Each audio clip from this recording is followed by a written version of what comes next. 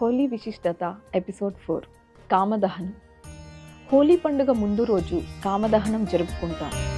పురాణాల ప్రకారం తారకాసురుడు అనే రాక్షసుడిని అంతం చేయడానికి శివుడి కుమారుడు జన్మించాల్సి ఉంటుంది. కానీ సతీదేవి మరణంతో దుఃఖితుడైన శివుడు తీవ్రమైన తపస్సులో ఉంటాడు. ఆయన తపస్సుని భంగం చేసి పార్వతీదేవిపై ప్రేమ కలిగేలా చేయడానికి దేవతలు మన్మధుడిని పంపిస్తారు.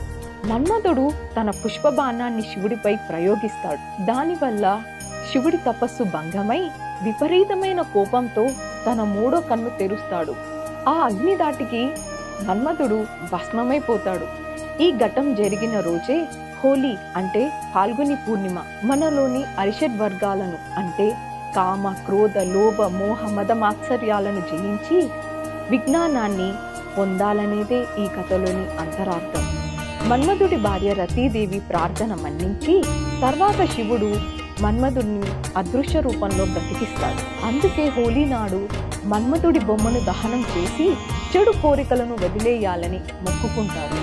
హోలీ అంటే కేవలం భక్తి మాత్రమే కాదు, ఇలా రంగులు చల్లుకోవడం వెనుక ఆశ్చర్యపరిచే సైన్స్ కూడా ఉంది.